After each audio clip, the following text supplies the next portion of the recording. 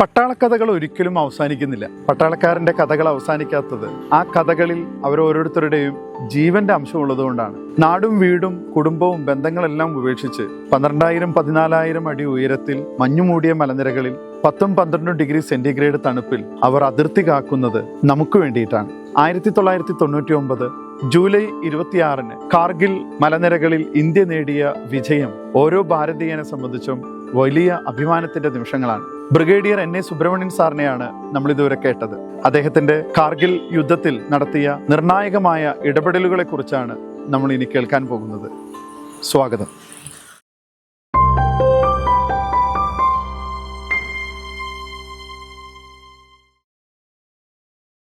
ഞങ്ങൾ ഫയർ ചെയ്ത് കഴിഞ്ഞു.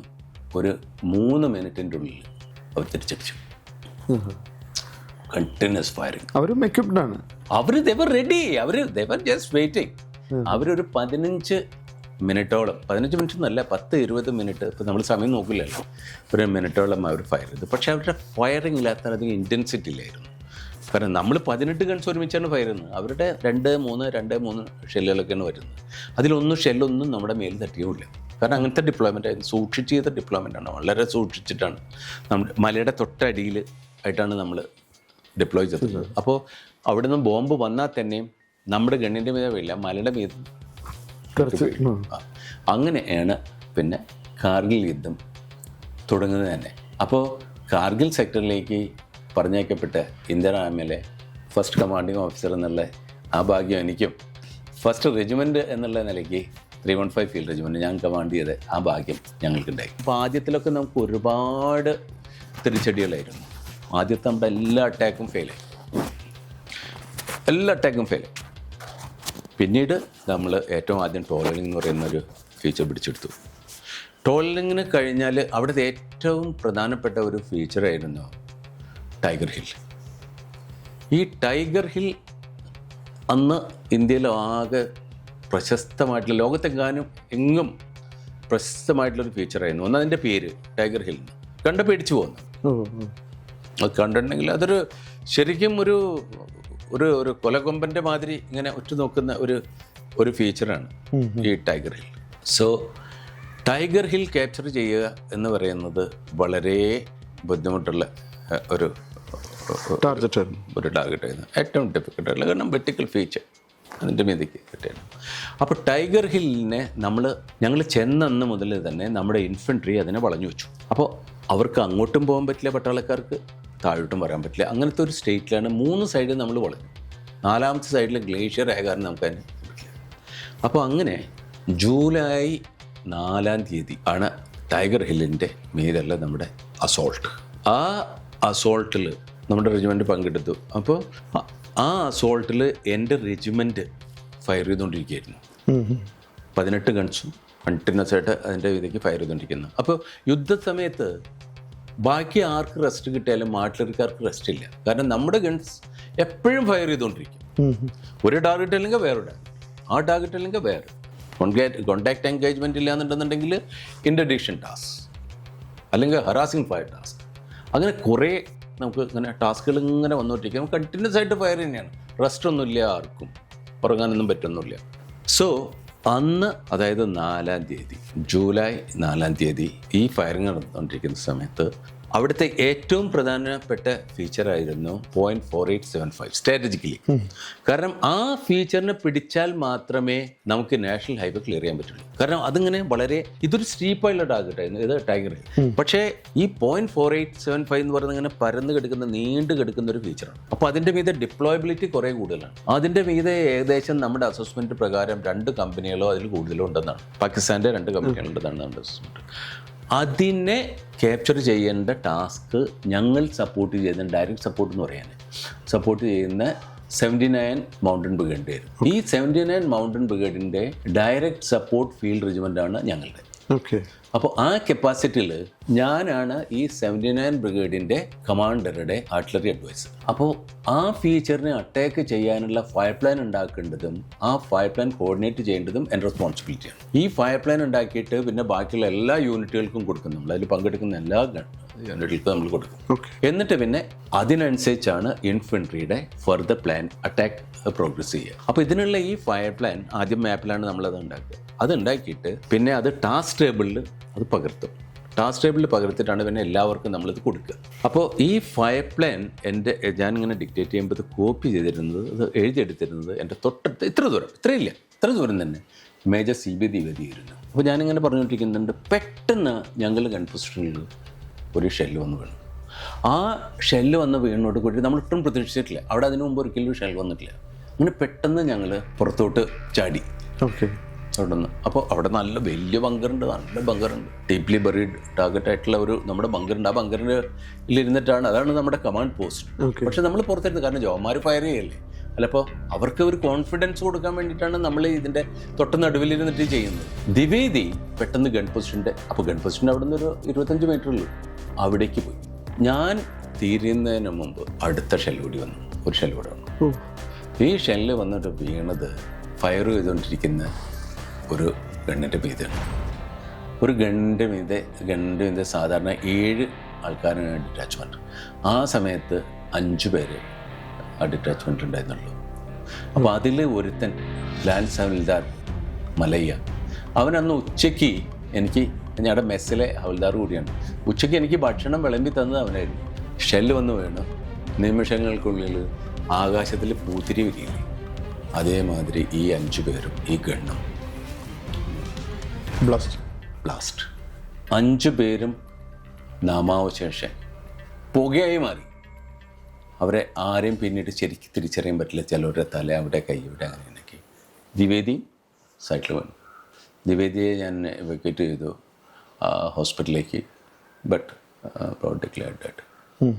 അപ്പോൾ അതായിരുന്നു കാർഗിൽ യുദ്ധത്തിലെ എൻ്റെ ഏറ്റവും വേദന ഞാൻ അനുഭവിച്ച ഒരു ഈവൻറ്റ്. ഇത് കഴിഞ്ഞപ്പോൾ ഞാൻ എൻ്റെ ജവാന്മാരെ നാച്ചുറലി നമ്മൾ ബ്രീഫ് ചെയ്യും, പക്ഷെ നമ്മൾ വളരെ കോഷ്യസ് ആയതിനു ശേഷം ജവാന്മാരെ സംബന്ധിച്ചിടത്തോളം ഇത് പറഞ്ഞാൽ നിങ്ങൾ വിശ്വസിക്കുന്നില്ല, അവരുടെ പിന്നീടുള്ള ആ ഒരു വീറും വാശിയും ഒന്ന് അത് അനുഭവിച്ചറിയണം. അപ്പോൾ ഞാൻ അവരോട് പറഞ്ഞു, നമ്മളവരെ മൊന്ന വിളിക്കുക, പെട്ട തൊടസ ധ്യാൻസേ തലയിൽ.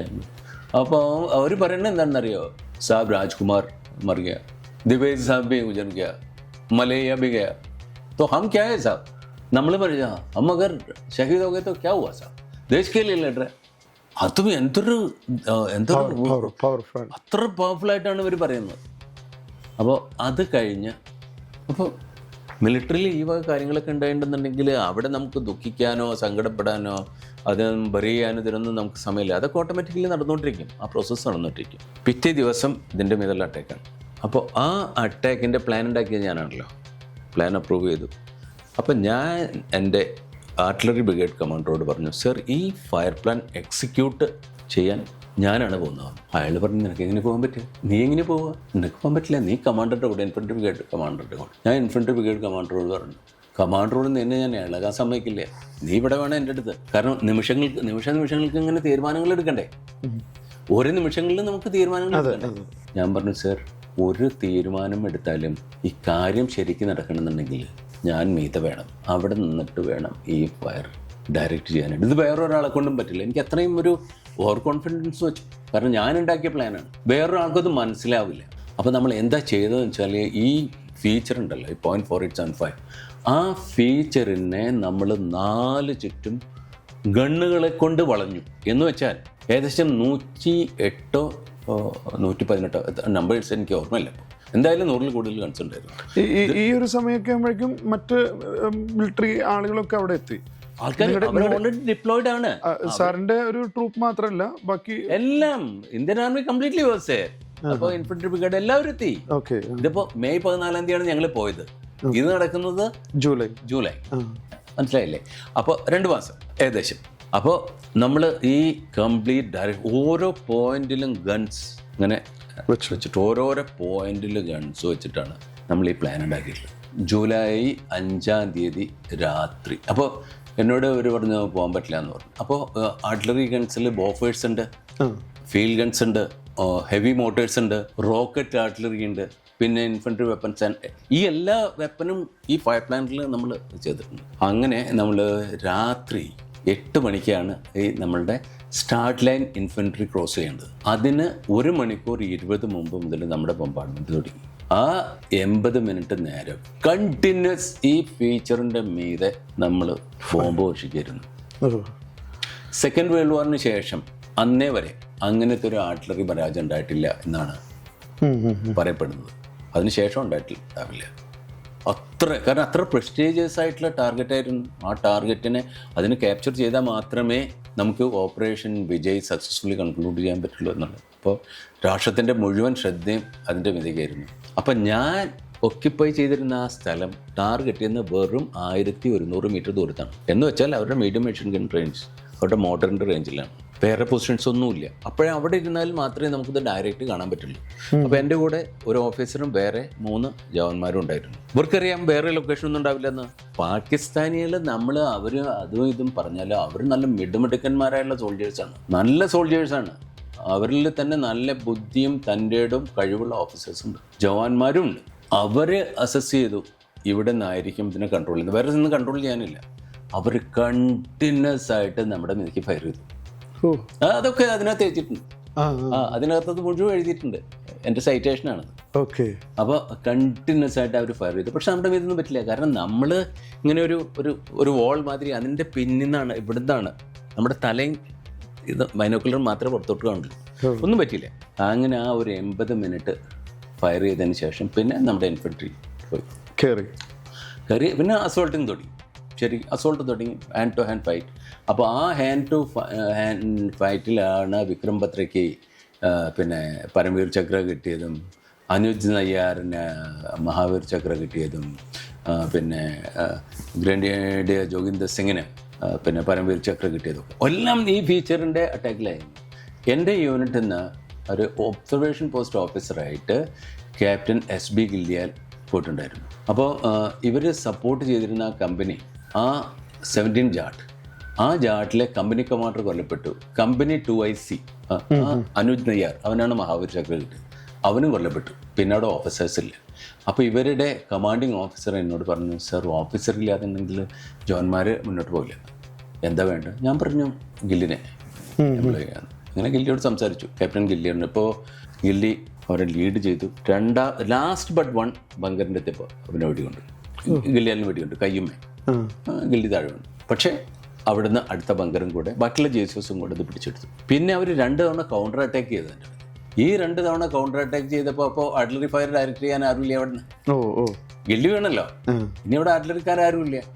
അപ്പോൾ പിന്നെ അവിടുന്ന് ഇൻഫൻട്രിയിലത്തെ GSO എന്നോട് പറഞ്ഞു, സർ ഇന്ന ഭാഗത്ത് കൂടിയാണ് അവർ വരുന്നത്. അപ്പോൾ പിന്നെ നമ്മൾ ഇവിടുന്ന് നേരിട്ട് നമുക്കറിയാമല്ലോ, അങ്ങനെ ഇവിടുന്ന് ഓർഡർ കൊടുത്തിട്ട് ഇവിടുന്ന് ഫയർ ചെയ്യിച്ചിട്ട് JSOയോട് പറഞ്ഞു, സാ പറയോ ഏത് ഭാഗത്ത്, അടുത്ത ഭാഗത്താണ് അവരെവിടെയാണ് ഇവിടെ. 2 അറ്റാക്കും നമ്മൾ ഫീഡ്ബാക്ക് ചെയ്തു.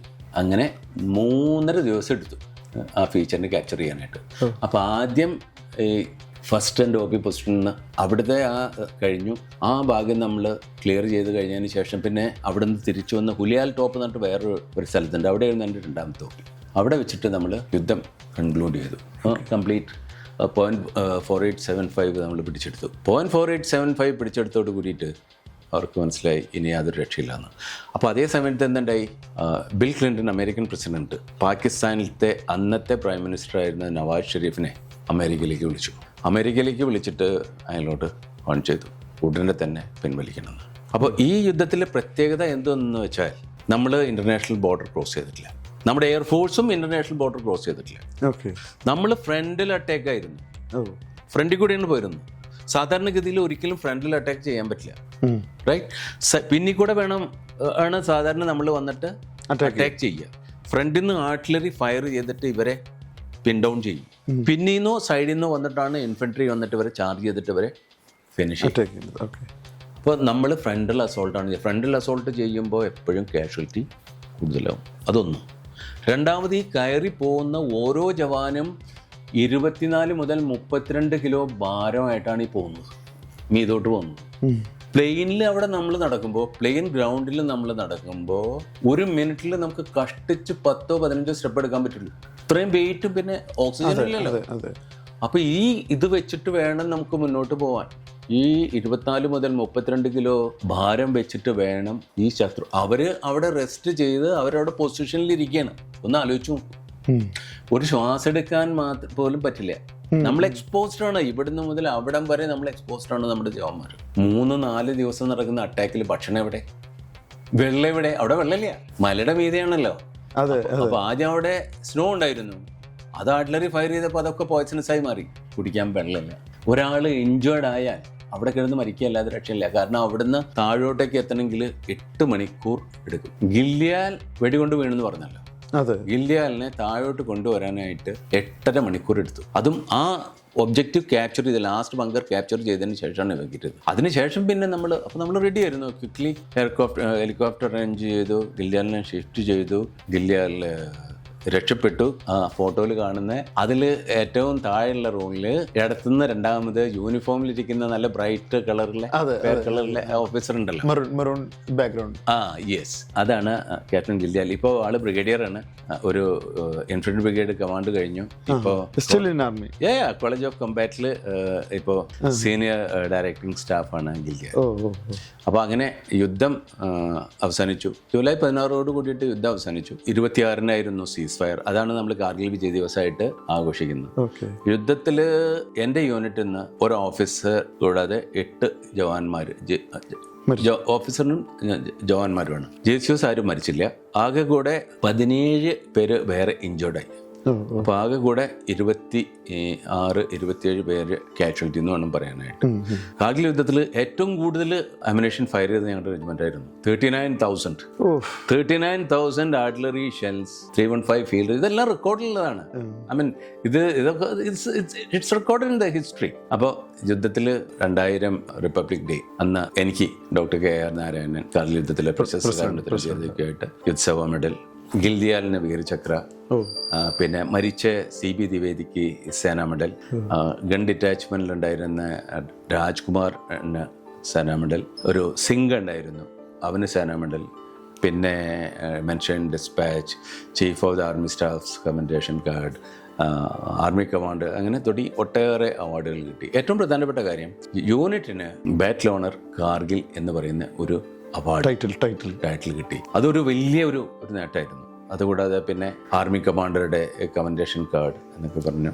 ഇപ്പോൾ 315 ഫീൽഡ് റെജിമെന്റ് ഇന്നും മിന്നൽ എന്താ പറയാ പെർഫോമൻസുമായിട്ട് മുന്നോട്ട് പോകുന്ന. അതിനുശേഷം 3 തവണ പിന്നെ ആർമി കമാൻഡറുടെ കമൻഡേഷനും ഒക്കെ കിട്ടിയ വളരെ നന്നായിട്ട് ചെയ്തുകൊണ്ടിരിക്കുകയാണ്. വാസ്തവത്തിൽ ഇപ്പോൾ യുദ്ധം കഴിഞ്ഞിട്ട് 25-26 വർഷം. ഇപ്പോൾ ഇന്നിപ്പോൾ ഞാൻ അതിനെപ്പറ്റി ആലോചിക്കുമ്പോൾ എനിക്ക് ആക്ച്വലി അന്നത്തെ എനിക്ക് കിട്ടിയ അവാർഡോ അല്ലെങ്കിൽ നമ്മൾ യുദ്ധത്തിൽ കുറേ ശത്രുക്കളെ തോൽപ്പിച്ചെന്നോ ജയിച്ചോ അത് നല്ല തോന്നുന്നത്. ആ യുദ്ധത്തിൽ നമ്മുടെ കൂടെ ഉണ്ടായിരുന്ന ആ ജവാന്മാരില്ലേ, അവരെ പറ്റിയിട്ടാണ് എപ്പോഴും ഓർമ്മ. അപ്പോൾ അതിൽ ഈ 2 കുട്ടികൾ മരിച്ച്. ഒന്ന് ഈ രാജ്കുമാർ എന്ന് പറയുന്ന അവൻ, ഈ സിംഗ എന്ന് പറയുന്ന രാജ്കുമാറിന് 19 വയസ്സായിട്ടുണ്ടായിരുന്നു. അവൻ്റെ കല്യാണം കഴിഞ്ഞിട്ടുണ്ടായിരുന്നു, ഭാര്യ ഗർഭിണിയായിരുന്നു. ട്രെയിനിങ് കഴിഞ്ഞ് നേരിട്ട് അവൻ യൂണിറ്റിലേക്ക് വരുന്നു, ലീവിന് പോയിട്ടില്ല. അതായത് ഒരു സോൾജിയറായി കഴിഞ്ഞതിന് ശേഷം അവൻ്റെ ഭാര്യയും അവൻ്റെ വീട്ടുകാരും അവനെ പിന്നീട് കണ്ടിട്ടില്ല. സിംഗയ്ക്ക് 24 വയസ്സായിരുന്നു. അവൻ ആയിരുന്നു എൻ്റെ ബോഡി ഗാർഡ്. എവിടെ പോകുമ്പോഴും ഏത് സമയത്തും ഇവനായിരുന്നു എൻ്റെ ഒപ്പം AK-47 വേറെ ആൾക്കാരുണ്ടാവും, പക്ഷെ ഇവനായിരുന്നു എൻ്റെ ഒപ്പം സിംഗം പോയി. അപ്പോൾ അവരുടെ മുഖമാണ് എപ്പോഴും ഓർമ്മ വരിക. ഒരു സോൾജിയറുടെ വൈഫാകുമ്പോഴേ നമ്മളൊരു ടെൻഷനുണ്ട്, നല്ലോണം ടെൻഷനുണ്ട്. പ്രത്യേകിച്ച് നമ്മൾ ഒറ്റയ്ക്ക് കുട്ടികളെ അധിക സ്ഥലത്തും ഞങ്ങൾ കുറേ കാലം ഒറ്റയ്ക്ക് താമസിച്ചിട്ടുണ്ട്. മക്കളും ഞാനും ഒറ്റയ്ക്ക് പല സ്ഥലത്തും താമസിച്ചിട്ടുണ്ട്. അപ്പോൾ കുട്ടികളെ വളർത്തിക്കൊണ്ടുവരിക, പിന്നെ കുട്ടികളുടെ ഒരു എഡ്യൂക്കേഷൻ, അത് ഒക്കെ ഒരു ബുദ്ധിമുട്ട് തന്നെയായിരുന്നു. പക്ഷെ കുട്ടികൾ നല്ലതായതുകൊണ്ട് നമുക്ക് കുഴപ്പമൊന്നും ഉണ്ടായില്ല. മിക്കവാറും സ്ഥലത്തും പിന്നെ ജമ്മുവിൽ ഞങ്ങൾ ഒറ്റയ്ക്ക് താമസിച്ചിട്ടുണ്ട്, ദേവ്ലാലിയിൽ 2-3 പ്രാവശ്യം ഒറ്റയ്ക്ക് താമസിച്ചിട്ടുണ്ട്. ഇപ്പോഴൊക്കെ ഒരു ജീവിതം ഒരു ടെൻഷനുള്ള കാര്യം തന്നെയാണ്, പ്രത്യേകിച്ച് കാർഗിലിൽ നടക്കുമ്പോൾ. അപ്പോൾ അവിടെ നമ്മൾ സെപ്പറേറ്റഡ് ഫാമിലിയിലായിരുന്നു കാർഗിൽ നടക്കുമ്പോൾ. അപ്പോൾ അവിടെയുള്ള എല്ലാ ലേഡീസും ഇത് ഫേസ് ചെയ്യുന്ന ആൾക്കാരാണ്. സെപ്പറേറ്റഡ് ഫാമിലി എന്ന് പറഞ്ഞാൽ അവിടെ ഓഫീസേഴ്സ് ഒന്നും ഉണ്ടാവില്ല. സെപ്പറേറ്റഡ് ലേഡീസ് സെപ്പറേറ്റ് ആയിട്ടുള്ള ആൾക്കാർക്ക് മാത്രമുള്ള സ്ഥലമാണ് അവിടെ. അപ്പോൾ അവിടെ നമ്മളെല്ലാവരും ഒരുപോലത്തെ ആൾക്കാരാണ്. എല്ലാവരുടെ ഹസ്ബൻഡും പുറത്താണ്. അപ്പോൾ നമ്മളെല്ലാവരും വൈകുന്നേരം ആകുമ്പോൾ വെറുതെ നടക്കാൻ പോകും. അപ്പോൾ അങ്ങനെ വർത്താനമൊക്കെ പറയും. അപ്പം അങ്ങനെ കുറേ ടെൻഷനൊക്കെ അങ്ങനെ മാറും. ഈ അന്നത്തെ വിശേഷങ്ങളൊക്കെ അറിയുമ്പോഴത്തെ ഒരു ടെൻഷൻ അതുണ്ട്. അപ്പം നമ്മൾ കുറേ ലേഡീസ് ഒരുമിച്ചുണ്ടാവുകയെ, ഞങ്ങളൊരു 10-16 ഫാമിലീസ് ഉണ്ടായിരുന്നു അവിടെ. അപ്പം നമ്മളെല്ലാവരും ഒരുമിച്ച് ഇങ്ങനെ എന്തെങ്കിലുമൊക്കെ പറഞ്ഞ് ഓരോരുത്തരും അങ്ങോട്ടും ഇങ്ങോട്ടും പറഞ്ഞ് നമ്മുടെ ടെൻഷനൊക്കെ. നിവേദിയുടെ കഥ എന്ന് പറഞ്ഞ് നിവേദിയുടെ കഥ മാത്രമല്ല, പിന്നെ ഒരിക്കലൊരു സംഭവം ഉണ്ടായി. ഒരു ദിവസം ഞാൻ യൂണിറ്റിൽ പോയിട്ടില്ല, പിന്നെ ലേഡീസിനെ ആരെയും പരിചയപ്പെട്ടിട്ടില്ല. ഞങ്ങൾ ദേവലാലിയിലുള്ളപ്പോഴാണ് ജോയിൻ ചെയ്തത്. അപ്പോൾ ഞാനൊരു ദിവസം ഇങ്ങനെ ഒരു സ്ത്രീയെ എല്ലാവരും വിളിച്ച് സംസാരിക്കുമായിരുന്നു. ഞാൻ ആരെയും കണ്ടിട്ടില്ലെങ്കിലും എല്ലാവരുടെ നമ്പറും ഉണ്ട്. അപ്പോൾ ഒരു ദിവസം ഇങ്ങനെ ഒരു സീമ എന്ന് പറഞ്ഞിട്ടൊരു സ്ത്രീ ഉണ്ട്, അവരെ വിളിച്ച് സംസാരിച്ചപ്പോൾ ഭയങ്കര കരച്ചിലായിരുന്നു അവർ. അപ്പോൾ ചോദിച്ചപ്പോൾ പറഞ്ഞു, എൻ്റെ ഫാദറിനിലോ മരിച്ചു, എന്താ ചെയ്യേണ്ടതെന്ന് അറിയില്ല. ഇവരൊക്കെ കാർഗിലാണല്ലോ, ഞാൻ എന്താ ചെയ്യുന്നത്, എനിക്കൊരു രൂപമില്ല. അവരുടെ ഹസ്ബൻഡ് വന്നിട്ട് വേണം ലാസ്റ്റ് റൈറ്റ്സൊക്കെ നടത്താൻ, എന്താ ചെയ്യുക. അപ്പം ഞാൻ എന്തായാലും എനിക്ക് നമ്മുടെ യൂണിറ്റിലത്തെ വേറൊരു ഓഫീസർ ഉണ്ടായിരുന്നു അവിടെ, അങ്ങനെ അയാളെ കോണ്ടാക്ട് ചെയ്തു. പിന്നെ ആ മൂപ്പര് പിന്നെ ഡൽഹിയിലേക്ക് അറിയിച്ചു. പിന്നെ എന്തായാലും അവരുടെ ഹസ്ബൻഡ് വന്ന് ലാസ്റ്റ് റൈറ്റ്സൊക്കെ ചെയ്യാൻ പറ്റി. അപ്പോൾ അത് വലിയൊരു കാര്യം ചെയ്ത പോലെ എനിക്ക് തോന്നി. ഞാൻ ആ സമയത്ത് അവരെ വിളിച്ചില്ലെങ്കിൽ നമ്മളൊന്നും അറിയില്ലായിരുന്നു, അവരുടെ മകൻ അവിടെ എത്തില്ലായിരുന്നു. അങ്ങനെ ചില നല്ല കാര്യങ്ങളൊക്കെ ആ സമയത്ത് ചെയ്യാൻ തോന്നി. അപ്പൊ നമ്മൾക്ക് ഈ പാകിസ്ഥാനികളായിട്ട് ദേഷ്യമൊന്നുമില്ല. അവരെന്ത് പിഴച്ചു? ശത്രുക്കളൊന്നുമില്ല. അവര് നമ്മളുടെ രാജ്യത്തിന്റെ ശത്രുക്കളാണ്. പക്ഷെ നമ്മളുടെ കാര്യം എന്ന് വെച്ചിട്ടുണ്ടെങ്കിൽ നമ്മൾ നമ്മുടെ രാഷ്ട്രത്തിനെ, നമ്മുടെ മാതൃഭൂമിനെ സ്നേഹിക്കുന്നു. മാതൃഭൂമിക്ക് വേണ്ടി എന്തും ചെയ്യണം. പിന്നെ അതായത് നമ്മൾ ലെറ്റ് ഡൗൺ ആവാൻ പാടില്ല എന്നുള്ള ആ ഒരു ഫീലിംഗ് മാത്രമാണ് ഇന്നും. അപ്പോൾ ആ കാർഗിലിനെ പറ്റി ഇങ്ങനെ ഓർക്കുമ്പോൾ ഇങ്ങനെ ആ എല്ലാ രംഗങ്ങളും മനസ്സിലൂടെ ഇങ്ങനെ മനസ്സിൽ പോകുന്നു. 26 വർഷം കഴിഞ്ഞിട്ടല്ലേ? 26 വർഷം കഴിഞ്ഞു. പക്ഷേ എന്താ പറയുക, ഇപ്പോഴും ചുരുക്കി പറഞ്ഞാൽ കഴിഞ്ഞ തവണ കാർഗിൽ വിജയ ദിവസ് കഴിഞ്ഞു, ലിറ്റിൽ ഫ്ലവർ കോളേജിൽ പോയി അവന് തിരിച്ചു വന്നു. പിന്നീട് പലയിടത്തേക്ക് തന്നെ വിളിച്ചു. അപ്പോൾ 1-2 സ്ഥലത്ത് പോയതിന് ശേഷം പിന്നെ എനിക്ക് വയ്യാതെ തുടങ്ങിയാൽ ഭയങ്കര തലവേദന. കാരണം നമ്മൾ ഇത് ആൾക്കാർക്കൊരു കഥയാണ്. അതെ, നമ്മളെ സംബന്ധിച്ചിടത്തോളം you have lived through it. ആ ഒരു ലൈഫിലൂടെയാണ് പോകുന്നത്. അപ്പോൾ അത് നമുക്ക് 1 തവണ 2 തവണ ഉറങ്ങാൻ പറ്റാറില്ല. അങ്ങനെയൊക്കെ ആയിരുന്നു. ഇതാണ് എൻ്റെ. പിന്നെ അതിനുശേഷം പിന്നെ ഓഫ് കോഴ്സ് പ്രൊമോഷൻ കിട്ടി 2016 സാറ് ഇതിന്റെ ഒരു മ്യൂസിയത്തിന്റെ ഒരു കൺസ്ട്രക്ഷനുമായിട്ട് ബന്ധപ്പെട്ടിട്ട് വീണ്ടും സാറിന് അതിന്റെ ഒരു റെസ്പോൺസിബിലിറ്റി ഉണ്ടെന്ന് അറിയാം. അതിനു മുമ്പ് ഈ കാർഗിൽ വിക്ടറിയിൽ ഇപ്പോൾ ഞങ്ങളെ സംബന്ധിച്ചിടത്തോളം ആ ഒരു മൂവിയില് നമ്മുടെ ഈ കാർഗിൽ വിക്ടറിയായിട്ട് ബന്ധപ്പെട്ടിട്ട് അതിനകത്ത് പറയുന്നുണ്ടല്ലോ, ഇങ്ങനെ ഇതിലേക്ക് ഇങ്ങനെ അറ്റാക്ക് ചെയ്ത് മുന്നിലേക്ക് പോയിട്ട് നമ്മള് പ്രധാനമന്ത്രിയുടെ അടുത്ത് ഇനി എന്ത് ചെയ്യണം, നമ്മള് ബോർഡർ ലൈൻ കടന്നു എന്നാണ് ഞാൻ ആ സിനിമയിൽ മനസ്സിലാക്കിയത്. നമ്മൾ എന്ത് ചെയ്യണം എന്ന് ചോദിക്കുമ്പോൾ വാജ്പേയി അന്നത്തെ പ്രൈം മിനിസ്റ്റർ പറയുന്നുണ്ട്, നിങ്ങൾ എവിടെയാണെന്നുണ്ടെങ്കിൽ അവിടെ നമ്മുടെ നാഷണൽ ഫ്ലാഗ് കുത്താനായിട്ട് പറയുന്ന ഒരു ഭാഗമുണ്ട്. അത് ആ മൂവിയിലത്തെ ഭാഗമാണ്. അത് അറിയില്ല. ഞാനൊരു കാര്യം പറയട്ടെ. ഇപ്പോൾ നമ്മുടെ ഇന്ത്യയിലത്തെ ഒരു പ്രത്യേകത എന്ന് പറയുന്നത് strategic messaging by the political leadership. അത് എപ്പോഴും അൺഅംബിഗ്യസ് ആണ്. അപ്പോൾ അതൊന്നും ഞാൻ എക്സ്പ്ലെയിൻ ചെയ്യാം. എന്താണ് വേണ്ടത്, what is that you want to achieve, what is the aim, അത് വളരെ ക്ലിയർ ആയിട്ട് തന്നെയാണ് നമ്മുടെ പൊളിറ്റിക്കൽ ലീഡർഷിപ്പ് നമുക്ക് തരുന്നത്. കാർഗിൽ യുദ്ധത്തിലാവട്ടെ, ഇപ്പോൾ ഓപ്പറേഷൻ സിന്ദൂറിലാവട്ടെ, അത് തന്നെയാണ്. അത് കഴിഞ്ഞാൽ ദർ ഇസ് നോ ഇന്റർഫിയറൻസ്. പിന്നെ it is left to the armed forces, the leadership of the armed forces to decide. അപ്പോൾ നമ്മൾ ഇടയ്ക്ക് വെച്ചിട്ടൊന്നും മൂവിലുണ്ടാവാം, പക്ഷെ ഒരിക്കൽ നമുക്കൊരു ടാസ്ക് കിട്ടിയാൽ ആ ടാസ്ക് സക്സസ്ഫുള്ളി അല്ലെങ്കിൽ അതർവൈസ് കൺക്ലൂഡ് ചെയ്യുന്നത് വരെ there will be no interfere. Of course there will be monitoring. അവർ മോണിറ്ററിങ് ചെയ്തോണ്ടിരിക്കും, ചെയ്യണമല്ലോ എല്ലാ ലെവലിലും. അങ്ങനെ ലക്ഷ്യം. പക്ഷേ ആരും ഇപ്പം ഞാനൊരു എൻ്റെ റെജിമെൻറ്റിനൊരു ടാസ്ക് കിട്ടിയിട്ടുണ്ട്. ഇപ്പോൾ ഉദാഹരണത്തിന് ഞാൻ പറഞ്ഞില്ലേ, ഇത്ര വലിയൊരു ഫയർ പ്ലാൻ നമ്മൾ എക്സിക്യൂട്ട് ചെയ്തു. ആ സമയത്തൊന്നും ദർ വാസ് നോ ഇന്റർഫിയറൻസ്. ആ 80 മിനിറ്റ് നേരത്തെ നോബഡി കോൾ മീ. അപ്പോൾ അവരുടെ ആ കംപ്ലീറ്റ് എൻഗേജ്മെൻറ്റ് സമയത്തൊന്നും അറിയില്ല. So you don't look back. Indian ആർമിയുടെ ഒരു പ്രത്യേകത ബാക്കിയുള്ളവർക്ക് എനിക്ക് അറിയില്ല. You don't have to ever look back. അതായത് അതിന് ഇംഗ്ലീഷിൽ ലുക്ക് ഓവർ യുവർ ഷോൾഡേഴ്സ് എന്നാണ് പറയുക. ലുക്ക് ഓവർ യുവർ ഷോൾഡേഴ്സ് തിരിഞ്ഞു നോക്കേണ്ട ആവശ്യമില്ല. ദേ വിൽ ബി ബിഹൈൻഡ് യു. അവരെ എവിടെ ഏത് സമയത്ത് വേണം എങ്ങനെ വേണം എന്നുള്ളത് അവർ ചെയ്തുകൊണ്ടിരിക്കും. ഇപ്പോൾ നമുക്ക് ഫോർ എക്സാമ്പിൾ നമ്മുടെ ഏതെങ്കിലും ഒരു ഗൺസ് ഡാമേജ് ആയിപ്പോൾ ഞങ്ങളുടെ ഒരു ഗൺ അതിൽ പറഞ്ഞല്ലോ പിടിയായിപ്പോയി, within 24 hours that gun was replaced. Another gun came. അതുമാതിരി ട്രൂപ്സ് കൂടുതൽ കാഷ്വാലിറ്റി, ഞങ്ങൾക്ക് അത്രയധികം കാഷ്വാലിറ്റി ഒന്നും ഉണ്ടായില്ല. പക്ഷേ റിലേറ്റീവ്ലി ആർട്ടിലറിയിൽ വെച്ച് ഏറ്റവും കൂടുതൽ കാഷ്വാലിറ്റി ഞങ്ങൾക്കായിരുന്നു. ഇൻഫൻട്രിയിലൊക്കെ കുറേ സോൾജേഴ്സൊക്കെ മാർട്ടേഡ് ആയിട്ടുണ്ട്. അപ്പോൾ ആ സമയത്തൊക്കെ അവിടേക്ക് അഡീഷണൽ ട്രൂപ്സ് മൂവ് ചെയ്യും. അതൊന്നും നമുക്ക് ചോദിക്കേണ്ട ആവശ്യമില്ല. നമ്മൾ റിപ്പോർട്ട് ഇങ്ങനെ അയക്കും. അതെ, ഇന്നതായി ഓരോ ദിവസത്തെ ഡെവലപ്മെന്റ്, ഓരോ ദിവസവും ഡെവലപ്മെന്റ് സിറ്റുവേഷൻ റിപ്പോർട്ട് നമ്മൾ അയക്കും. അപ്പോൾ അതിങ്ങനെ ഡെവലപ്മെന്റ് ആയിക്കൊണ്ടിരിക്കും. നമ്മൾ ഇടയ്ക്കൊന്നും ചോദിക്കേണ്ട ആവശ്യമാണ്. സാർ അത് കഴിഞ്ഞിട്ട് അന്ന് പറഞ്ഞിരുന്നല്ലോ അതിന്റെ ഒരു മ്യൂസിയം, അതുമായിട്ട് ബന്ധപ്പെട്ടിട്ട് സാറായിരുന്നു അതിന്റെ കോർഡിനേറ്റ് ചെയ്തതും അങ്ങനത്തെ കാര്യങ്ങളൊക്കെ. അപ്പോൾ അതിപ്പോൾ നമ്മളുടെ റെജിമെന്റ് ഓഫ് ആർട്ടിലറിയുടെ ഒരു മ്യൂസിയം, ആ മ്യൂസിയം നാസിക്കിലാണ്. അപ്പോൾ അതിൽ അവർ ഓരോരുത്തർക്ക് ഓരോ സെക്ഷൻ ഇങ്ങനെ അലോട്ട് ചെയ്തിട്ടുണ്ട്. അപ്പോൾ 315 ഫീൽഡ് റെജിമെന്റ് വളരെ പ്രൊമിനൻ്റ് ആയിട്ടുള്ള ഒരു റോൾ അതിൽ പ്ലേ ചെയ്ത കാരണം ഞങ്ങൾക്ക് മാത്രം സ്പെഷ്യലായിട്ട് ഒരു ഏരിയ തന്നിട്ടുണ്ട്. അപ്പോൾ അതിനകത്ത് ഈ കംപ്ലീറ്റ് ഞങ്ങളുടെ റെജിമെൻറ്റിൻ്റെ ഹിസ്റ്ററി മുഴുവനും അതിനകത്തുണ്ട്, ഇൻ പിക്ചേഴ്സ് ആൻഡ് വേർഡ്സ്. അപ്പോൾ അതിൽ നമ്മുടെ തന്നെ ഒരു കേണൽ രാജേന്ദ്രകുമാർ ആയിരുന്നു. അപ്പോൾ അതിൻ്റെ കംപ്ലീറ്റ് ആ ഒരു ഐഡിയേറ്റ് ചെയ്തത് എങ്ങനെ വേണം, എന്ത് വേണം, അത് ഇപ്പോൾ ബ്രിഗേഡിയറാണ്, ബ്രിഗേഡിയർ അണ്ടർ ബൈ ചെയ്തു. അപ്പോൾ അതിപ്പോൾ അത് നാസിക്കിലുണ്ട്, ഒന്ന് പോയി കാണേണ്ടത് തന്നെയാണ്. നമ്മുടെ റെജിമെന്റ് ഓഫ് ആർട്ടിലറിയുടെ വാർ മ്യൂസിയം നാസിക്കിലാണ്. ആർക്ക് വേണമെങ്കിലും പോവാനായിട്ട് ഗ്രേറ്റ് എക്സ്പീരിയൻസ്. കഴിഞ്ഞ വർഷം 25th ആനിവേഴ്സറി ആയിരുന്നല്ലോ. അപ്പോൾ ഞാൻ ദ്രാസിൽ പോയിരുന്നു. അപ്പോൾ ദ്രാസൊക്കെ കംപ്ലീറ്റ്ലി ചേഞ്ച് ആയി. അവിടെ നിന്നൊരു 5-star ഹോട്ടലുണ്ട്. And you will not believe, I stayed in that hotel. 5-star hotel in Dras. Can you imagine? അന്ന് ഞങ്ങൾ അവിടെ ചെല്ലുമ്പോൾ ഈ നമ്മുടെ കാണുന്ന ചെറിയ ഈ പെട്ടിക്കടയില്ലേ, അങ്ങനത്തെ 5-6 പെട്ടിക്കടയിൽ, അതോടെ ഒന്നും ആൾക്കാരൊന്നും ഇല്ലായിരുന്നു. ആൾക്കാരെല്ലാം പോയിട്ടുണ്ടായിരുന്നു, കുറച്ച് കുട്ടികളൊക്കെ. ഇന്നിപ്പോൾ നല്ല ഭംഗിയുള്ള ബിൽഡിങ്ങുകളുണ്ട്, ജവാന്മാർക്ക് പ്രോപ്പർ അക്കോമഡേഷൻ ഉണ്ട്, വെള്ളമുണ്ട്, ഇലക്ട്രിസിറ്റി ഉണ്ട്, റോഡെല്ലാം നല്ലോണം വികസിച്ചു. യു കാൺ മേക്ക് ഔട്ട്. അപ്പോൾ ഞങ്ങൾ 2016 അവിടെ പോയിരുന്നു. അപ്പോൾ my wife was with me.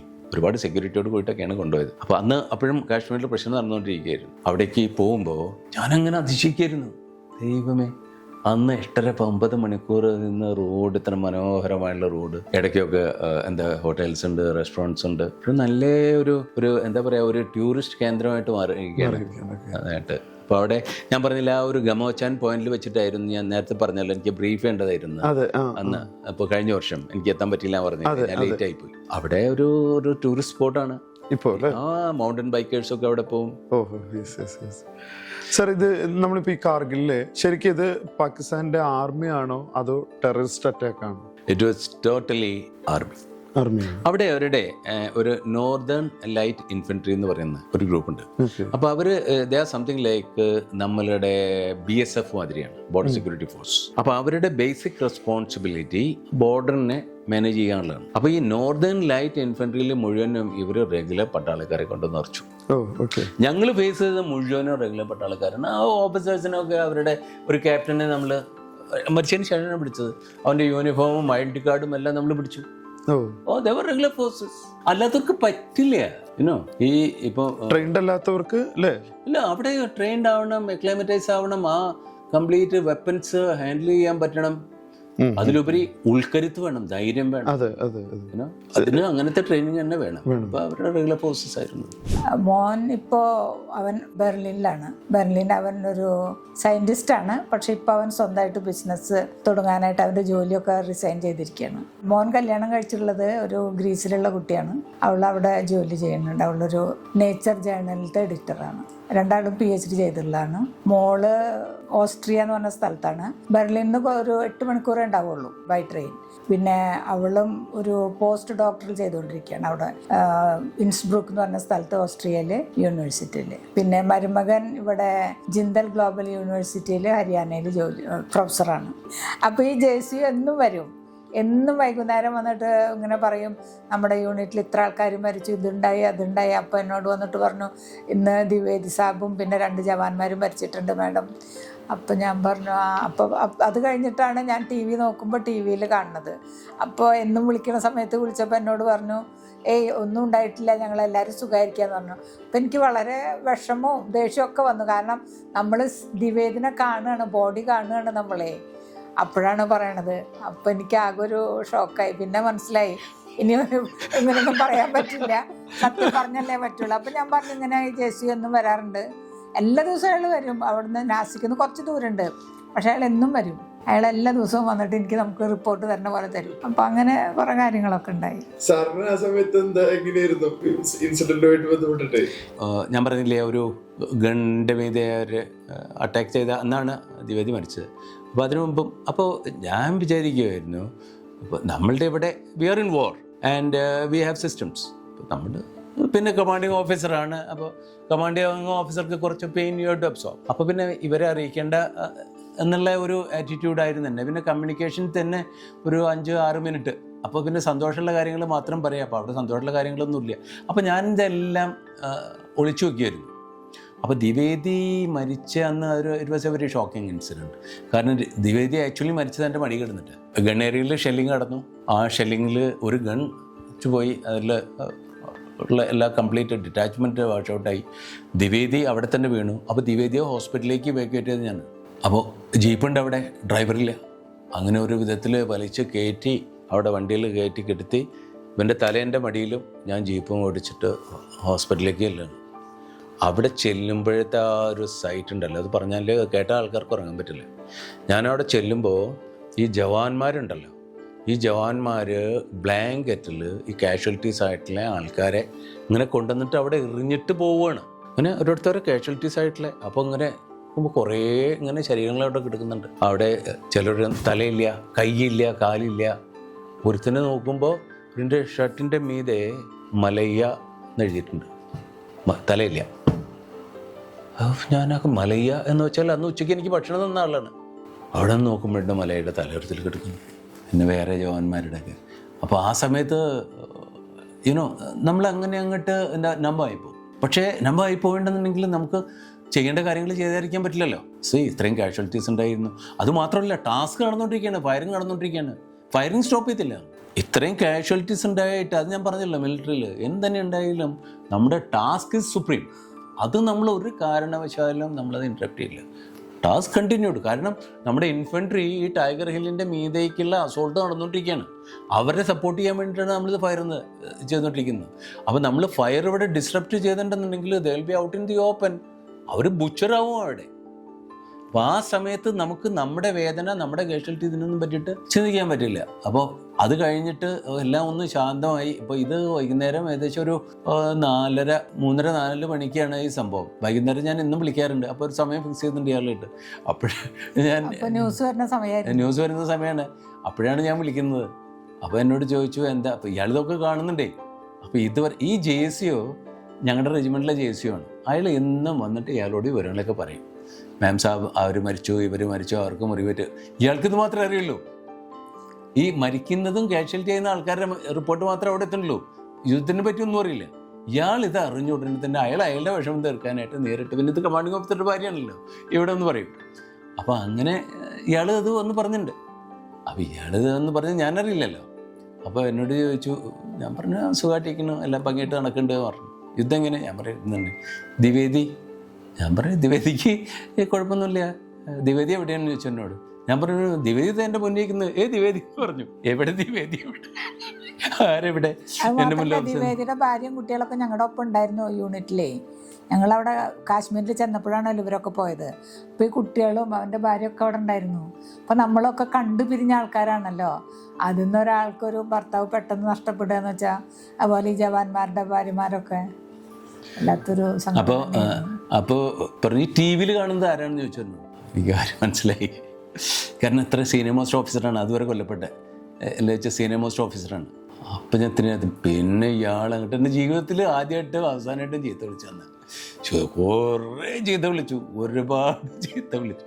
അപ്പോൾ പിന്നെ ഞാൻ കാര്യങ്ങളൊക്കെ പറഞ്ഞു, ഉണ്ടായ കാര്യങ്ങൾ മുഴുവൻ പറഞ്ഞു. അപ്പോൾ ഞാൻ ശബ്ദം ചെയ്തു, ഇനി മേലിൽ എല്ലാ കാര്യങ്ങളും സത്യമായിട്ട് പറയാം. പക്ഷേ അവിടെ നിന്ന് യുദ്ധമൊക്കെ കഴിഞ്ഞ് തിരിച്ചു വരുമ്പോഴത്തേന് ഇയാൾക്ക്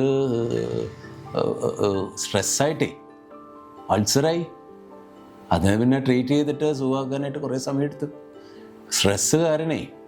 കാരണം ഇത് ഞാൻ മാത്രം ഇൻവോൾവ് ആണെന്നുണ്ടെങ്കിൽ കാര്യമില്ല. പക്ഷേ ഇയാളുടെ ഹസ്ബൻഡ് കമാൻഡിങ് ഓഫീസറാണ്. ഒരു കംപ്ലീറ്റ് റെജിമെൻറ്റിൻ്റെ റെസ്പോൺസിബിലിറ്റി നമ്മുടെ തലയിലാണ്. അപ്പോൾ ഒരു കമാൻഡിങ് ഓഫീസർ എന്നുള്ള നിലയ്ക്ക് ജവാന്മാരായിട്ടുള്ള റെസ്പോൺസിബിലിറ്റി എൻ്റെ ഫാമിലീസ് അതാണല്ലോ ഇയാൾ എല്ലാവർക്കും ഫോൺ ചെയ്യുന്നത്.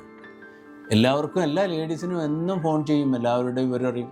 അങ്ങനെ ഫോൺ ചെയ്ത കാരണത്താലാണ് അന്ന് ആ ഒരു ഓഫീസറുടെ അച്ഛൻ മരിച്ചു എന്ന് പറഞ്ഞില്ലേ, ആ സമയത്ത് എൻ്റെ അച്ഛൻ മരിച്ച സമയത്ത് ഇവൻ ടൈഗർ ഹിൽ എന്ന് പറയുന്ന അതിൻ്റെ ബേസിലായിരുന്നു. അവിടുന്ന് 8 മണിക്കൂർ യാത്ര ചെയ്തിട്ട് വേണം ഞങ്ങളുടെ ക്യാമ്പിലെത്താൻ.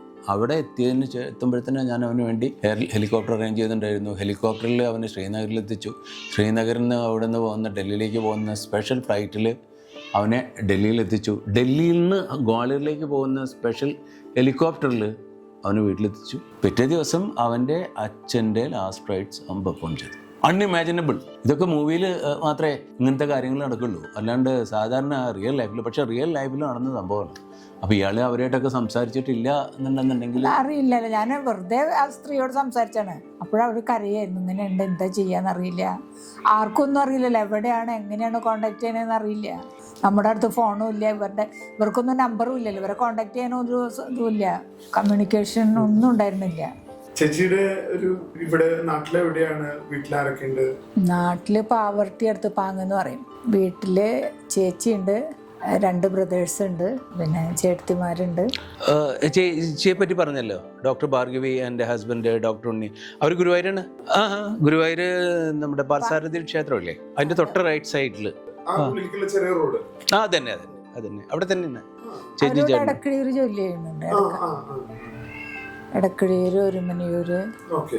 ലാസ്റ്റ് ഒരു കൺക്ലൂഷൻ എന്നുള്ള രീതിയിലേ ഇപ്പൊ ഇങ്ങനെ നമുക്കറിയാം, ഇപ്പൊ ദ്വാരക അമ്പലവും ദ്വാരക ബീച്ചും ഇതെല്ലാം ഗുരുവായൂരും ചാവക്കാടും ഒക്കെ ആയിട്ട് ബന്ധപ്പെട്ടിട്ടുള്ള ഒരു വലിയൊരു ഒരു ചെറിയൊരു ഗ്രാമമാണെങ്കിലും അത് ഒരുപാട് ആളുകളുടെ ഒരു വളരെ ഇമോഷണൽ ആയിട്ടുള്ള ഒരു സ്ഥലമാണ്. തിരിഞ്ഞു നിന്ന് നോക്കുമ്പോൾ, അതായത് ഇത്രയും കാലം കഴിഞ്ഞ് സാർ ഇവിടെ വീണ്ടും സെറ്റിൽ ആകുമ്പോൾ എന്തൊക്കെയാണ് മനസ്സിൽ, ഇപ്പോഴത്തെ ഒരു ലൈഫിൽ എന്തൊക്കെയാണ് സാറിന്റെ ആക്ടിവിറ്റീസ്, അല്ലെങ്കിൽ സാറിന് എന്തൊക്കെയാണ് സന്തോഷം തരുന്ന കാര്യങ്ങൾ? ഏറ്റോ ഇതൊരു കോൺഷ്യസ് ഡിസിഷൻ ആയിരുന്നു നാട്ടിലേക്ക് വരിക എന്ന് പറയുന്നത്. വളരെ കോൺഷ്യസ് ആയിട്ടുള്ള ഒരു ഡിസിഷൻ ആയിരുന്നു. ഞങ്ങളിവിടെ വരുന്നതിന് മുമ്പ് ഞങ്ങൾ ഹൈദരാബാദിൽ ഞങ്ങൾക്ക് നല്ലൊരു വീടുണ്ട്, അവിടെ സെറ്റിൽ ചെയ്യാനുള്ള എല്ലാ ഓപ്ഷൻ ഉണ്ടായിരുന്നു. ആർമി ഓഫീസേഴ്സിൻ്റെയും ആം ഫോഴ്സസ് ഓഫീസേഴ്സിൻ്റെ ഒരു സൊസൈറ്റിയാണ്. അവിടെ മുഴുവനും ആർമി ഓഫീസേഴ്സാണ്, എല്ലാ ഫെസിലിറ്റിയും ഉണ്ട് അവിടെ, നല്ല അക്കോമഡേഷനും എല്ലാം ആണ്. അപ്പോൾ നമ്മൾ നാട്ടിലേക്ക് വരാൻ കാരണം നമ്മുടെ റൂട്ട്സ് എവിടെ നിന്നാണ് നമ്മൾ പോയത്. പിന്നെ ഞാൻ വിചാരിച്ചു നാട്ടിൽ വന്നിട്ട് എൻ്റേത് ഒരു നല്ല, എനിക്ക് തന്നെ തോന്നുന്നതാണ്, എൻ്റെ സ്വന്തം അഭിപ്രായം വെച്ചിട്ടുണ്ടെന്നുണ്ടെങ്കിൽ ഒരു മോട്ടിവേഷണൽ സ്റ്റോറിയാണ് എൻ്റെ. കാരണം ഇവിടെ ജനിച്ചു, എന്നിട്ട് ആർമിയിൽ ഇങ്ങനെ പോവുക, ഒരാളുടെ ഒരു ഹെൽപ്പും ഗൈഡൻസും ഒന്നുമില്ലാതെ ആർമിയിൽ ഒരു ഓഫീസറാവുക, ഒരു യുദ്ധത്തിൽ പങ്കെടുക്കാൻ പറ്റുക, രാഷ്ട്രപതിയുടെ അടുത്ത് വാങ്ങിക്കുക, ഒരു ബ്രിഗേഡ് കമാൻഡ് ചെയ്യുക എന്നൊക്കെ പറയുന്നത്. അത് കഴിഞ്ഞതിന് ശേഷം കോർപ്പറേറ്റ് സെക്ടറിൽ പോയിട്ട് വളരെ സക്സസ്ഫുൾ ആയിട്ടുള്ള കരിയർ ആയിരുന്നു. എക്സിക്യൂട്ടീവ് ഡയറക്ടർ ആയിരുന്നു, ഇൻഡിപെൻഡൻറ്റ് ഡയറക്ടറൊക്കെ ആയിരുന്നു. അപ്പോൾ നാട്ടിൽ വന്നിട്ട് ഒരു ആൾക്കാരെ മോട്ടിവേറ്റ് ചെയ്ത് കുറച്ച് ആൾക്കാരെങ്കിലും നമുക്ക് മിലിറ്ററി സർവീസിലേക്ക് പറഞ്ഞേക്കുക എന്നുള്ള ഒരു നല്ലൊരു ലക്ഷ്യത്തോട് കൂടിയിട്ടാണ് നാട്ടിലേക്ക് വന്നത്. അതിനായിട്ട് ശരിക്കും പ്രിപ്പയർ ചെയ്തിട്ട് തന്നെയാണ് നാട്ടിലേക്ക് വന്നത്. നാട്ടിലേക്ക് വരുന്നതിൻ്റെ ഒരു 5 വർഷം മുമ്പ് മുതൽ എന്ത് ചെയ്യണം, എങ്ങനെ ചെയ്യണം, ആൾക്കാരെ എങ്ങനെ ട്രെയിൻ ചെയ്യണം എന്നൊക്കെയുള്ള ശരിയായിട്ടുള്ള ഒരു രൂപം മനസ്സിൽ ഫോം ചെയ്തതിന് ശേഷമാണ് ഞങ്ങൾ നാട്ടിലേക്ക് വരുന്നത്. പക്ഷേ അപ്പോൾ നാട്ടിൽ വന്നപ്പോൾ എൻ്റെ ഈ ആശയം അത് ഒരു ഡിസാസ്റ്ററായി. Nobody's interested, she knows. ഏകദേശം 10,000 രൂപയുടെ പുസ്തകങ്ങൾ തന്നെയാണ് വാങ്ങിച്ചിരുന്നത് അതിന് വേണ്ടിയിട്ട്. അപ്പോൾ ഇവിടെ നമ്മുടെ വീട്ടിൽ ആൾക്കാർ വരും, അച്ഛനും മകളൊക്കെ ആയിട്ട് വരും. അപ്പോൾ അവരോട് നമ്മൾ കാര്യങ്ങളൊക്കെ പറയും. ബേസിക്കലി മുഴുവൻ കേരളത്തെ പറ്റി എനിക്ക് പറയാൻ പറ്റില്ല, പക്ഷേ ഈ ഭാഗത്തുള്ള ആൾക്കാർ they want to take the shortcut. അപ്പോൾ മിലിറ്ററിയിലേക്ക് ചേരണമെന്നുണ്ടെങ്കിൽ physically you have to be fit. ആ മിനിമം ടെസ്റ്റുകളെല്ലാം പാസ്സാവണം. അപ്പോൾ അതിലൊന്നും റെക്കമെൻഡേഷനൊന്നും ഇതുകൊണ്ടൊന്നും യാതൊന്നും നടക്കില്ല. You have to do all those test yourself. ആ കാലം കഴിഞ്ഞു. ഇന്ന് you have to have the merit. നമ്മൾ ഫിറ്റ് ആണെങ്കിൽ മാത്രമേ മിലിറ്ററിയിലേക്ക് പോകാൻ പറ്റുള്ളൂ. അപ്പോൾ അതിനാരും ചെയ്യാറില്ല. അപ്പോൾ അത് ആ ഒരു ആസ്പെക്റ്റ് കഴിഞ്ഞു. അപ്പോൾ ആദ്യത്തെ ഒരു 2-3 വർഷം ഐ വാസ് റിലേറ്റീവ്ലി അൺനോൺ. അങ്ങനെ ഇരിക്കുമ്പോഴാണ് ഞാൻ പിന്നെ ഗുരുവായൂരിൽ എന്നെ നമ്മുടെ ഒരു ഫ്രണ്ട് കൊണ്ടുപോകുന്നതും പൈതൃകത്തിൽ ഞാൻ മെമ്പറാകുന്നു. പൈതൃകത്തിൽ ചെന്നതിന് ശേഷമാണ് പിന്നെ എന്നെ ആൾക്കാർ അറിയാൻ തുടങ്ങിയത്. അതിനുശേഷം ഞാൻ പല സ്ഥാപനങ്ങളിലും, വിദ്യാഭ്യാസ സ്ഥാപനങ്ങളിലും പലയിലും പോയിട്ട് ഞാൻ ഒരുപാട് ക്ലാസ്സസും ലെക്ചേഴ്സും പ്രസൻറ്റേഷൻസും ഒക്കെ എടുത്തിട്ടുണ്ട്. അപ്പോൾ ബേസിക്കലി ആം forces as a career option, പിന്നെ കമ്മ്യൂണിക്കേഷൻ, മോട്ടിവേഷൻ, ടൈം മാനേജ്മെൻറ്റ്, അങ്ങനെയൊക്കെയുള്ള പല സബ്ജക്റ്റിൻ്റെ മീതെയും പോയിട്ട് ഒരുപാട് ഇവിടെ ഈ ഭാഗത്തൊക്കെയുള്ള ഏറെക്കുറെ എല്ലാ എഡ്യൂക്കേഷണൽ ഇൻസ്റ്റിറ്റ്യൂഷൻസിലും ഒക്കെ പോയിട്ട് ഒരുപാട് പ്രസൻറ്റേഷൻസും ഇവിടെയൊക്കെ നടത്തിയിട്ടുണ്ട്. അപ്പോൾ അതൊന്ന്. പിന്നെ ഞങ്ങൾ 2 പേരും ബേസിക്കലി നമ്മൾക്ക് ആൾക്കാരെ എങ്ങനെ സപ്പോർട്ട് ചെയ്യാം, എസ്പെഷ്യലി ഈ ഡൗൺ റോഡിൻ്റെ ഇവിടെയുള്ള ആൾക്കാരൊക്കെ നല്ലൊരു ശതമാനം ആൾക്കാർ വളരെ പാവപ്പെട്ട, ഒരു നേരത്തിന് പോലും ഭക്ഷണത്തിന് കഴിയില്ലാത്ത ഒട്ടേറെ ഫാമിലീസ് ഇവിടെയുണ്ട്. അപ്പം ഞങ്ങളെക്കൊണ്ട് ആവുന്ന വിധത്തിലും ആവാത്ത വിധത്തിലൊക്കെ ഞങ്ങൾ അവർ സഹായിക്കാറുണ്ട്. നമ്മളെക്കൊണ്ട് കഴിയുന്ന വിധത്തിൽ നമ്മൾ ആൾക്കാരെ സഹായിക്കാറുണ്ട്. So all this gives load of satisfaction. പിന്നെ ചാവക്കാട് താമസിക്കുക എന്ന് പറയുന്നത് ഒരു പ്രിവിലേജാണ് നമ്മുടെ നാട്ടിൽ താമസിക്കുന്നത്. Here there are no problems. ഇവിടെ ഒരു പ്രോബ്ലം ഇല്ല. നല്ല ശുദ്ധവായു, ശുദ്ധവെള്ളം, നമുക്ക് നടക്കാനായാലും എക്സസൈസ് ചെയ്യാനുള്ള എല്ലാ സൗകര്യങ്ങളും, ഹൈ സ്പീഡ് ഇൻ്റർനെറ്റ്, ചേട്ടനും ചേച്ചിയും ഡോക്ടേഴ്സാണ്, മെഡിക്കൽ ഫെസിലിറ്റീസാണ് നിയർ ബൈ, ആൾക്കാരും വളരെ പൊളൈറ്റായിട്ടുള്ള നല്ല ആൾക്കാർ. നമ്മുടെ ഇവിടെ യാതൊരു ഇഷ്യൂസും ഉണ്ട്. പിന്നെ പൈതൃകം കീപ്സ് മീ ആക്റ്റീവ്. കൊല്ലത്തിൽ ഞങ്ങൾ 2 ഈവൻറ്റ് നടത്താറുണ്ട്. അതിൽ ഗുരുവായൂർ പൈതൃകത്തിൻ്റെ ഏജൻസിൽ അതൊന്നാണ് ഈ കാർഗിൽ വിജയ് ദിവസ്, ഒന്ന് 1971 ബംഗ്ലാദേശ് ലിബറേഷൻ വാർ. ഈ 2 ഈവൻറ്റ് ഞങ്ങൾ ഭംഗിയായിട്ട് നടത്താറുണ്ട്. അപ്പോൾ പൈതൃകത്തിൻ്റെ ആ ഒരു പ്രവർത്തനത്തിൽ നമ്മളും ഒരു നല്ല ഒരു ഭാഗമാണ്. അപ്പോൾ പൈതൃകത്തിൽ ചേർന്നത് ഞങ്ങളെ 2 പേരെ സംബന്ധിച്ചിടത്തോളം ജീവിതത്തിലെ വലിയൊരു ഒരു വഴിത്തിരിവ് തന്നെയാണ്. നല്ല സംസ്കാരമുള്ള ആൾക്കാർ, നല്ല എൻവയൺമെൻറ്റ്. അപ്പോൾ ഞങ്ങൾ പൈതൃകത്തിൻ്റെ എല്ലാത്തിനും പങ്കെടുക്കാറുണ്ട്. സോ നാട്ടിൽ വന്നിട്ട് ആ വക യാതൊരു നമ്മളൊന്നും മിസ് ചെയ്യുന്നില്ല. We don't miss anything. പിന്നെ മിലിറ്ററി യൂണിഫോം ഞാൻ അവിടെ അയച്ചു വെച്ചു, അവിടെ നിന്ന് പോകുന്നു. അതിനെ പറ്റിയിട്ട് പിന്നെ അവിടെ അങ്ങനെയായിരുന്നു. അപ്പോൾ കമാൻഡറൊക്കെ ആയിരിക്കുമ്പോൾ 18 ആൾക്കാരുണ്ടായിരുന്നു വീട്ടിൽ ഹെൽപ്പ് ചെയ്യാനായിട്ട്. 4-5 ഡ്രൈവേഴ്സും 8 സെക്യൂരിറ്റി ഗാർഡ്സും. നമ്മൾ ഒരിക്കൽ ചേർന്ന് എഴുന്നേറ്റ് കഴിഞ്ഞതിന് ശേഷം ഇപ്പോൾ പോട്ടെ അത് ആദ്യം പറയായിരുന്നു. ഞങ്ങൾ തമ്മിൽ അങ്ങോട്ടും ഇങ്ങോട്ടും പറയായിരുന്നു, ഇത് കുറച്ച് ദിവസത്തിനുള്ളൊരു ഉത്സവമാണ്, സോ ഇറ്റ് ഈസ് ഫൈൻ. പക്ഷേ അത് കഴിഞ്ഞാൽ we are not missing anything. വളരെ സന്തോഷമായിട്ട്